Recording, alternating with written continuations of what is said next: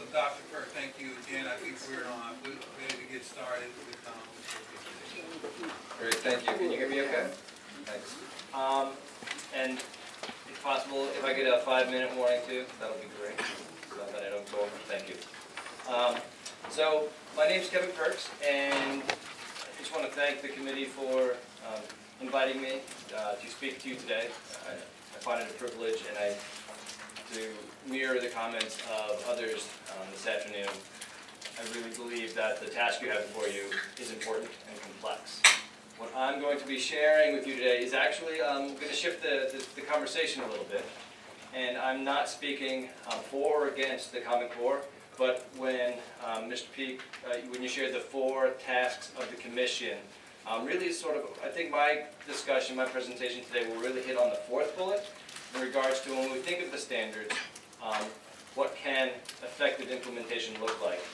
And what I believe I will share is understanding that complexity, I think, can inform the decision-making that you have before you.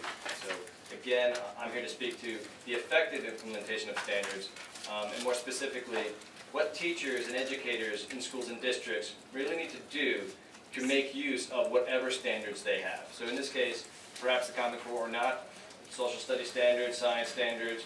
Again, I'm speaking to standards in general. A little background for me, so you have a little bit of a sense of what experience I'm bringing to the table. So currently, as was mentioned earlier, I'm a senior program and research associate at WestEd. Learning Innovations is one of the offices. And in relation to the conversations today, the information that I think is relevant is I've taught at the elementary, middle, high school, and college level. For the most part, English language arts, but I have taught math and some other subject areas. One of the things I do now is I work directly with schools and teachers, so oftentimes I will go in and demonstrate and model instruction in various content areas. So last year, for example, had a stint of teaching some physics, or what have you. So a wide range there.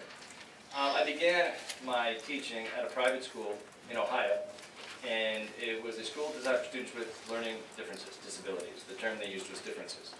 And for the most part, most of the students were dyslexic, but many had ADD, ADHD, Asperger's, Tourette's, OCD, those sorts of things. So these are students for whom traditional models and methods of teaching didn't work. So we really had to figure out the best way to teach them what they needed to learn.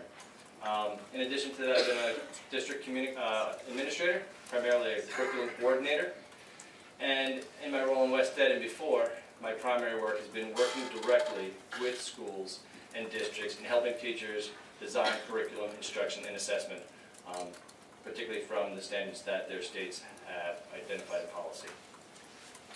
So my purpose today is really there's 4 key messages I would like to share. The first is when we think about standards, I think it's important to talk about the role standards play in supporting student learning and student achievement.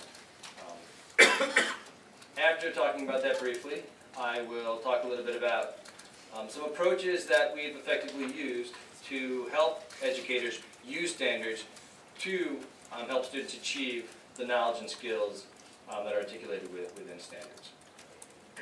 In addition to that, after discussing a little bit about how teachers can use, educators can use standards, I'll talk a little bit about the necessary supports that educators need in really using standards as well. I do find, mirroring some of the comments earlier, there's such complexity to the work that many teachers still need professional development and facilitated support in making the most effective use of standards. And then finally, I'll end with talking briefly about when we think about the complexity of using standards to support curriculum instruction and assessment at the local level. When standards change or when there are new standards, it has an impact on that work moving forward. So I'll share some considerations in relation to impact. So I'd like to begin with role. And a few key points here. I particularly like the pyramid to the right, the diagram there, and basically we'll explain that. So when we look at the pyramid, on the bottom we have the standards. And in essence, standards are the foundation upon which pretty much the educational system in districts and schools is established. From the standards, we can build curricula. Once we have curricula in place, we can then ask ourselves, all right, how will we instruct the students with the curriculum? How will we teach the students what they need to know and be able to do? Necessarily following instruction, once we've taught students, then we can begin to think about how will we assess and measure their learning and their growth so we know what they've learned and what they didn't learn so we can adjust accordingly. And then once we have the data and the information in regards to their learning and their progress, then the top pyramid is a little hard to see in the slide, but it says reporting. So then we can begin to think about, okay, how will we communicate and report what students have learned and where they are on their continuum of learning, and again, in relation to the standards, which are, again, at the foundation, the baseline of this. So again, just to reiterate, standards are not the curriculum. They're the foundation upon which the curriculum instruction assessment is built. In our work, one of the things I've seen is that when we go into schools and we work with districts, one of the first things we want to find out is to what extent, what approaches have districts or schools taken in relation to the use of standards. And I find that districts either fall on one of four places on a continuum in relation to the extent to which they use standards in designing curriculum instruction and assessment. So when we think about a continuum, the first two levels of this continuum, the system, the educational system at the local level, is not really truly standards driven. So there are other things driving the creation of curriculum instruction and assessment. So if you can imagine, the first level is, while there may be standards, the district or the school or the teachers, they're not really using the standards to design their curriculum instruction and assessment. So one of the first things we will do when we work with schools is have them begin looking at their standards and at their curriculum materials, and schools that are in this situation realize very quickly, oh, we haven't been using the standards to really inform our decision making about curriculum instruction and assessment. So there's one place a school or district can be. Moving on, this continuum is what I refer to as standards mapped. So that's where schools typically have curricula in place, or de facto curricula in place. And then when they begin to look at the standards, they do, this is one way of using the term alignment, but they look at their existing materials and resources, they look at the standards, and they kind of map the standards and attach them to what they've already been doing. So again, you can see that sort of methodology. The standards are being considered, but still, that which exists to use to teach students is being determined by something else, oftentimes pre-existing programs, resources, materials, things that teachers have created beforehand. So those are the first two levels of a continuum that we see. When you look at the third and fourth levels, we begin to enter into methodology of implementation of standards, where the standards are really now being used to inform and drive decision-making around the activities, the instruction that students are actually engaging in the classroom. So on the third level of this continuum, it's often referred to as standards reference. So here's where you can imagine, and in a few slides I'm going to walk you through an illustration of what this actually looks like. But every teacher has a set of standards, sometimes more than one set of standards. And in this case, when schools and districts are working at this level of the continuum, they use the standards to design and build the curriculum. And from that, they use the standards to build and design instructional resources. And then they use the standards to design the assessments to measure the instruction that they've implemented. And then ultimately, they use the standards to design their reporting mechanisms, their report cards, their progress reports, those sorts of things. But again, in a standards reference system, the standards are actively used at every level of the local system for teaching and learning. So, yeah, please. You're saying at the local level, one of the things that, and again, I'm not the educator here on the commission, but one of the challenges that we are wrestling with is giving more flexibility down to our local education associations, the districts. Yes. And you just said that this is contained at the local level. In your experience, do you see this entire continuum? At the local level? That's at the local level, or did you see that more is driven down from the state, in our case, Department of Public Instruction? How do you... I'm not sure I understand the question. I think I might. So in this case, because when we work with districts and schools, we've worked with all different sets of standards, so the Common Core, state standards, Next Gen. We've used some of Dr. Stotsky's standards too in some of the districts that we work with. And in all cases, the standards they don't dictate how to teach or what standard you teach when. So if you have a 7th grade standard, you might teach it in quarter 1, quarter 2, quarter 3, quarter 4. Because there are a lot of standards, there's a lot of overlapping relationships between standards. So it's really efficient if I see 4 or 5 standards that interrelate. I want to bundle those together and they'll be part of a unit of study. So just by the nature of the way standards are written, at the local level, it's necessary for teachers to have to take the standards and work collaboratively to organize them into a way that makes sense to make instructional decisions or assessment decisions or reporting decisions. So in essence, in your experience, you see the implementation of the standards and decisions on how those standards are implemented manifest at the local level as opposed to... Correct. What we see is that effective implementation requires deep understanding of the standards so that good instructional curriculum and assessment decisions can be made. Did that answer? Yes. Awesome. Great. Thank you. So to get back, I just explained sort of the level 3 of this continuum where standards are used again to create, define, and organize curriculum instruction and assessment. At the most sophisticated level of implementation, the cycle fulfills itself. So not only are we using standards to build the necessary resources for teaching and learning in the district or the school. Once students have been taught, we look at the data, the evidence, and their work products, and we use the standards to analyze that to see, okay, what did they learn?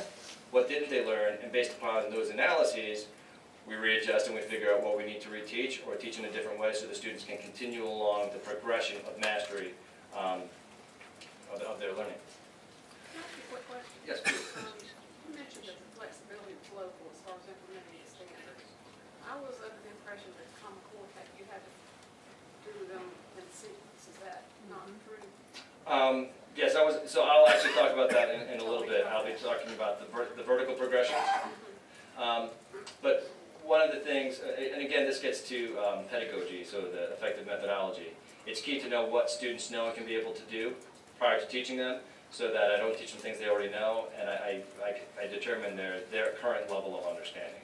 Just because they're a 7th grader doesn't necessarily mean they're at that 7th grade level. Sometimes they might be at the 9th grade level. Sometimes they might be at the 4th grade level. And as a teacher, I need to know how to use the standards to make good, appropriate instructional decisions for the students.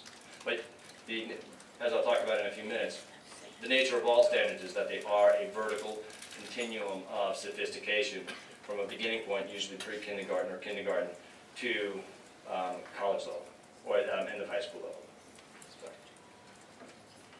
So here's an illustration just, again, of those, and this is also in the materials I shared with you prior to today, of that continuum. Again, the bottom half, it illustrates approaches to implementation that really aren't using the standards to the extent they can be.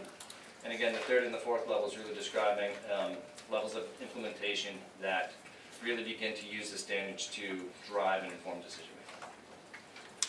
So what I want to do next is, so we understand a little bit of the role of standards. So one of the things we do is work with districts and schools to move further along that continuum. So again, they can really fulfill and make the promise of whatever standards they are required to work with.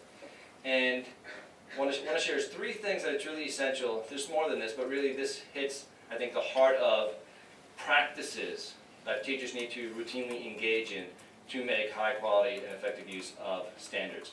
The first is it's essential that teachers deeply know the standards they're expected to teach. One of the things that's tricky about standards is if I'm an English language arts teacher, when I look at the standards, they will look familiar to me. And it's easy because standards may look familiar to me, I may take any given standard for granted. And when we begin to look closer, and this happens every single time we work with standards, constantly when we work with teachers, you hear exclamations of, "Oh, I didn't see that. Oh, I get it now." And when they begin to really discuss and analyze specific standards, they get a better sense of what the standards really require them to teach. But they need to really have the time to look and analyze and talk about them. maybe ironically or maybe counterintuitively, not only do teachers need to know the standards at the level they're expected to teach. So if I'm a 7th grader and I'm teaching, I've got 7th grade students in my classroom, I need to know my 7th grade standards deeply. But I also need to deeply know the standards in relation to the other grade level standards. I'll explain that in a little bit. And then finally, once we know standards, and teachers understand the standards and the knowledge and the skills within them, they need to then leverage them and use them to build the things I was mentioning before, the curriculum, instruction, and assessment resources. So let me go into a little bit more depth about all 3 of those. Can I get a quick time check? Sorry, I caught you by surprise. You sure did. You've got about 15 minutes. Sweet, thank you. So the first piece is it's really essential for teachers to know their standards very well at the single level, so every single standard. I think this goes back to a question you were asking earlier, Mr. Peak, in regards to content standards. So one of the 2 things we really encourage teachers and help them learn how to do is to really analyze, and the term often used is unpack, but I think that's often taken on pejorative connotations. But really what they're doing is they're analyzing and mining the standards for what they're asking students to be able to do, and also what they need to know in order to do it. And so one of the first things they look for is you look at the nouns, and you really are looking for the declarative or the procedural knowledge that the standard is stating or implying. So for example, on the slide here is a standard that I pulled from one of your social studies standards, one of the history standards for 6th grade. And so one of the first activities that teachers need to do is, okay, let's look at the standard. What declarative knowledge, what concepts does this standard require me to teach students or to make sure the students have learned? And in this case, some of the work has been done where there's a list of concepts below, conflict, migration, continuity and change, innovation and technology. But if you go up to the heart of the standard, we also see phrases like political, economic, social significance of historical events, issues, individuals, and cultural groups. This kind of analysis often is best when it's done collaboratively with other teachers because, for example, historical events, issues, and individuals could be a wide range of things. So it's really important for teachers to analyze what this means for me, what events will I focus on to teach this standard in 6th grade, so that we don't have 4th grade, 5th grade, 6th grade, 7th grade, 8th grade, and 9th grade teachers all doing the Holocaust and nothing else. We want a wide range. So again, it requires teachers to really look at what the standard implies here and what interpretations and other decisions they need to make. And they can't do it necessarily alone either. They need to do it collaboratively. And that has implications on capacity and resources in schools and districts. The other thing they need to look at and make decisions about is what does the standard ask students to be able to do? And in this case, the students need to understand. I can't see understand. So teachers need to make decisions on how students will demonstrate their understanding, and there are multiple ways to do that. So again, one of the first things teachers need to do is to analyze a standard to see what it's asking students to do. And this goes back to your question before, Andre, I believe, in that given the nature, this does have to happen at the local level because there's a lot of interpretation and decision making that comes out of this. But often what happens when teachers get together, I use the metaphor often of writing poetry, is where when I used to teach students how to write sonnets, the interesting piece is that structure often is a springboard for innovation and creativity. So once teachers understand the parameters of what any given standard is saying, they then have, and this is where I find teachers training is best, they can use this information to begin to make curriculum and decisions about designing lessons and activities and those sorts of things. But again, it requires a deep understanding of every single standard. Yes? If you, I mean, you just cleared it up with that one word. If the intent of the standard is to demonstrate the political, economic, or social significance of historical events, why didn't they write it that way? Well, for a variety of reasons. Well, I didn't write the standard, so I don't know. But so even with the word demonstrate, what does that look like? Who decides what success is if the word demonstrate? That in reference to Dr. Slotsky's discussion about content standards. This is very unspecific about which historical events, issues, individuals, cultures. and one of the reasons I picked this one is that every set of standards I've ever worked with uses the word understand. So, and I think the dialogue you're engaging in, the dialogue you're engaging is the dialogue teachers actually engage in. What does this standard say, and how will we teach this, and what will it look like for kids? And again, it takes time and it takes capacity and resources. So you take this and you notch it up a level. So here's an illustration. When we look at standards, a lot of times, well, almost in all cases, as I mentioned before, they're a continuum from early on, so pre-kindergarten, kindergarten, all the way to 12th grade. So they look like rungs on a ladder. The vertical progressions, I think, are the heart of standards. So let's pretend I'm a teacher, and you see the blue box there. I teach that grade level. It doesn't matter what grade level it is. The reality of the situation is that if I'm a classroom teacher, I will have students at multiple levels of that progression. So for example, in this class, even though I teach that middle standard, I might have Jorge, who's right on grade level theoretically. Sonia and Billy are a little bit below, and Hero and Felicia are ready to learn standards at a grade level above. Even though they're the same age, they're not necessarily at the same level of understanding. And that's one of the trickiest things that I see in regards to trying to nail down what's the appropriate standard at any given grade level. Every student's different. Every student's unique. So it's essential not only for teachers to understand this grade level standard that they're expected to teach, but knowing that they will have students at all other ends of that curriculum, particularly in the adjacent grades. They also need to know those standards just as well, so they can make appropriate decisions for their students and differentiate accordingly. So, Dr. Perk, I believe Dr. Oxendine had a question. oh, I did not see that. I'm sorry. If you would go to the previous slide. Yes. I want to pick apart a little bit more the verb understand. Yeah. And because I don't want to get too esoteric here, but it goes to Bloom's taxonomy to a certain degree, to a large degree. Yep. And I want to know then, deciding if a child or student understands is not a problem. I mean, all kinds of ways that you can determine that. And also many ways to know whether or not a child or student can demonstrate. That is not the issue with me. My issue has more to do with who decides whether it's at Bloom's level 1, Bloom's level 2, or Bloom's level 4 in terms of the verb selection. In regards to which verbs? Well, what's the difference? I mean, why couldn't we have evaluate the political economic versus understand? In thinking of Bloom's taxonomy, levels of thinking. Correct. So again, I'm not here to speak to the efficacy of Yeah. particular standards. Our work is helping teachers understand and effectively use standards. But what you're talking about captures the essence of the kinds of conversations teachers engage in.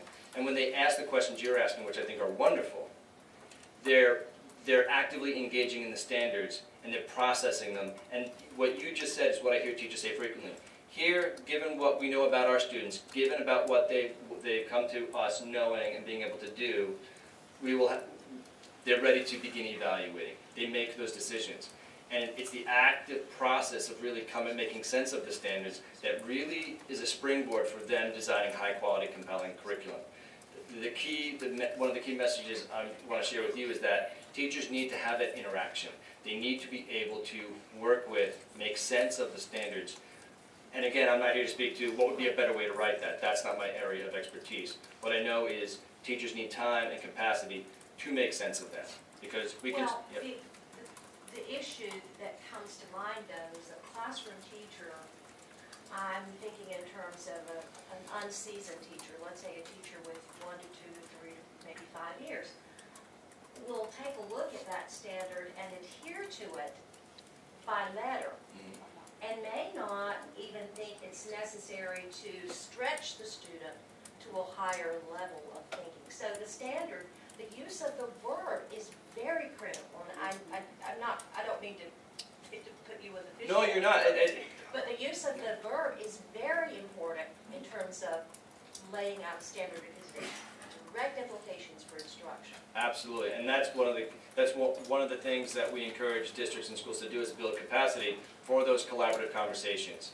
Because the system will be stronger if teachers can collaborate around what does this standard mean and how will we ask students to demonstrate that they've learned it. So, but wonderful question because it gets at the heart of the nature of the work. And look at just this little bit level of the conversation we've had here, magnify that by every single standard they need to know. And again, the verb understand appears in every set of standards I've worked with. So to move forward, so again, not only do they need to know their own single standards, but in order to differentiate and to meet the needs of all students in the classroom, because they are disparate and unique, they need to know all of their standards. So what I would like to do here is really try to visualize the big picture. So we kind of zeroed in on the complexity of understanding one standard. What I'm going to illustrate here is reminiscent of, does anybody remember Schoolhouse Rock? And one of them is how a bill becomes a law. Well, this one, and I do this with teachers because it helps them see the big picture. And what I want to do here is sort of walk through, in a simplified way, the process of how a standard enters into a student's brain. So the work that needs to take place at the local level for a standard to actually be learned, because writing a standard does not mean students will learn it. A lot has to happen along the journey of high-quality standards for students to actually learn. And I really believe it's the implementation that matters so much. So, to begin to illustrate, regardless of what we teach or whatever grade level we're at, standards tend to be organized into subcategories, whether they be strands or domains or what have you, or topics. And in the current context, in many areas, we also have, regardless of what I teach, I might have literacy standards. So in this case, the literacy standards with the Common Core. So, but when the standards are written, again, regardless of whatever document we're using, whether it be science or social studies or what have you, they're organized topically, linearly, in sort of a logical way. They're not organized in the way that we might teach them. They're not necessarily even categorized or clumped or clustered with standards that might make the most sense to teach them in relation with. So one of the first things teachers need to do is some standards are divided, put into grade spans. So you might have the 9 through 10 standards or the K through 2 standards. So one of the first things teachers need to do is divvy those standards across grade levels. So for example, if we had a set of 9 through 12 grade level standards, teachers need to get together to sort them. I've seen many schools where 9th grade teachers are trying to teach all those standards, or the 10th grade, 11th grade teachers. So all 4 grade level teachers are trying to teach all of the standards, which makes it a lot harder. So they have to make decisions about where they will make sure each student has the true opportunity to learn each of the knowledge and skills in any given set of standards. Once a teacher knows what standards he or she is responsible for at his or her grade level, same thing needs to happen. I now need to take all of the standards I'm required to teach, not cover, but actually teach, so the students have an opportunity to learn. I need to figure out when during the year I will introduce or do the instruction related to that standard. So you can see.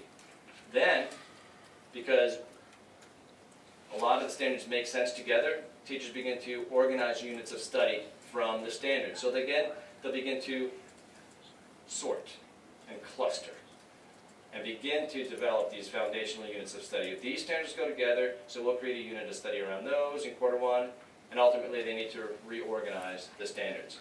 And again, this is just the conversation. This doesn't change anything in any of the standards documents. It's translating the standards into a way that makes instructional sense for students, based upon what teachers know about their students, in their context, in their communities, given what they've learned and the way their school is organized. Once they have their clusters, they're sort of, we call them baby units of study, we can begin to think about, well, what might be logical reading and writing literacy activities that would make sense within the context of these units of study. So they begin to build units of study.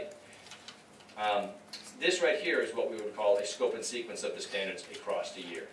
Once we have this, imagine this is now one of those clusters, and we have the bundle of standards that is the foundation for a unit of study, teachers need to do the same thing.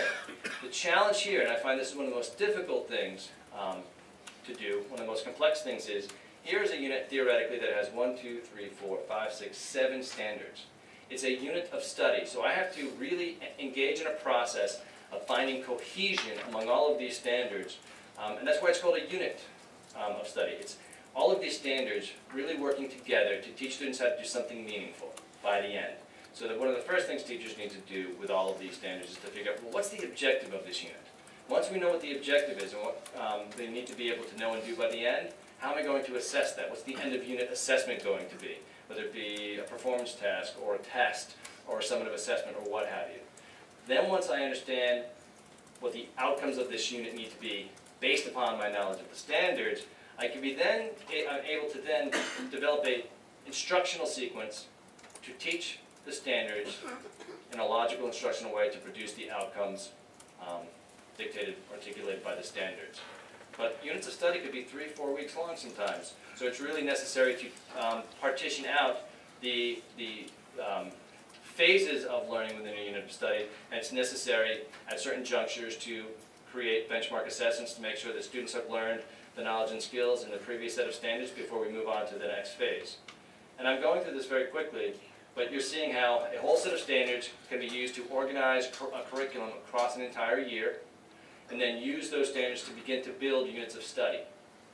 So, I don't have a little laser light here, but this kind of shows you the pathway. Again, how does the bill become a law? On the top left-hand corner, you see the sets of standards. Teachers need to work collaboratively to take those standards and organize them into grade-level scope and sequences. We can then use that work to build units of study. And then once I understand the units of study that make sense, given whatever standards we have, teachers then can begin to develop lessons, assessments, and activities to teach the standards within any given unit of study. And as students learn, they use the standards to analyze that learning in this cycle that continues. A lot going on. So when we think about the nature of that work, what supports do teachers need to use standards effectively? And here's just a few bullets. Because of the questions that were asked before, which were excellent questions, in order to understand and make sense, they need time to collaborate and understand the standards with each other. So 3 sets of teachers may look at a single standard and not necessarily interpret it the same way. What's essential, I find we can strive forever to find the perfect language. You get 3 teachers with a reasonably well-written standard, they will make good decisions. The essence is really in the collaboration and the conversations among the professionals who need to use the tools. And those tools are the standards. So they need time to collaborate with colleagues routinely. They need guided facilitation with that time on actually how to unpack and mine a standard, how to use them to develop these curriculum, instruction, and resource documents to do their work. And then what's essential as well is it's not enough to build the system. You need to really continue to maintain it and support the work and growth and progress moving forward. And once teachers begin to have student work products, as they're teaching the students and the students are learning and taking tests or making things or doing things, the teachers are using the standards continuously to analyze that work.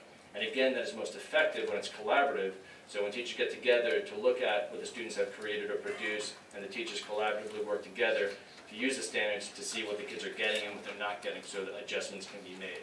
Because teaching and instruction, as I know a handful of folks here on the panel are teachers, it's a continually adaptive and flexible and dynamic process. And the standards are wonderful tools to help make sense of those dynamics. So, last slide, and to close, as I mentioned, the last piece I would talk about was impact. And I want to bring back an understanding of my comments about impact and bring it back to the continuum I was talking about before. The impact will be different when we create new standards or when we change standards. The impact on schools and districts will be different based upon their level of implementation. So for example, if you have a school working at, or a district at level 1 where they're not really using the standards, there's not going to be any impact because they're not using the standards. At the second level, the use of the standards is token at best because it's more document oriented. So what would need to happen is that the materials would need to be changed or adjusted. So whatever standards we had in the curriculum resources or the curriculum maps that we had, we would need to replace or modify the standards that are written on those documents. But again, at level 2, the standards aren't really driving decisions. So again, the impact on student learning and achievement won't really be there because it's not, teacher practices aren't shifting in accordance with how the standards might be shifting. It really comes, the impact really happens and is really the most important when we're thinking about a lot of the schools that are working at level 3 and 4, and many are. They have used the standards to build these curricular scope and sequences and the units of study and their lessons and their local assessments. When they change, that creates a ripple effect that teachers will need to go back, again collaboratively, to make sense of not only the new standards or the changes in the standards, but what impact that has on all that they've built. Think of it like lots of little Lego blocks. If I change a bunch of the Legos in what I built, it impacts the entire system. So I would like to conclude with, again, in your work and in your deliberations, consider the complexity, because the standards are that foundation. And if we truly want to meet the promise in the standards and really have teachers and educators use the standards and leverage them for the intended learning within them, they need the guided supports and facilitation and the time within their districts. And a lot of times that can happen at the district level, but states can also provide a lot of resources, professional development, to help teachers make use of your standards. So that's all I got. On Yeah. average, if you're a level 3 or 4 district, Yes. what would be the budgetary impact and the time considerations needed to redesign and rewrite? I don't have a number, but in my experiences, it's substantive. But to give you a sort of like, I can maybe talk about in days. So for example, I've worked with districts where they have their standards, and during the summer, if teachers have all of their standards, within a couple days, they can really figure out their scope and sequences. Unit writing takes the most time. But then it's also, so those are the curricular pieces, but then you have the pieces of designing lessons and the assessments, and the key capacity piece there is the schools having a few things. They need time during the day to collaboratively get together to engage in the conversations. They need high-quality facilitators and protocols and tools so that the standards are playing the appropriate role in the decision-making. So if I'm designing a lesson, or if you brought a lesson to me and we're going to tune it, the first thing we want to do is, well, what standard is this lesson teaching? And we need to analyze it, because then the standard becomes the lens and the filter through which we analyze whatever it is. So you need the time. You need guided facilitation, people who are good at facilitating those kinds of conversations, because they're not easy. You need the right tools and protocols to do the work in the right way, because when I ask teachers, well, what's the one thing you don't have enough of? Time. So we have to be efficient in the use of whatever time we have, and that's where the tools really, really help. So in regards to resources, I can't put monetary numbers on those. I think the big capacity pieces is the time, facilitation, and the tools, and teaching them how to use those. So that's a great question. Thank you. Great. I'm not the teachers, but I feel like I just been fire hosed. but our teachers on the panel were smiling and taking lots of notes. So you struck the chord. Thank you so much. Thank you.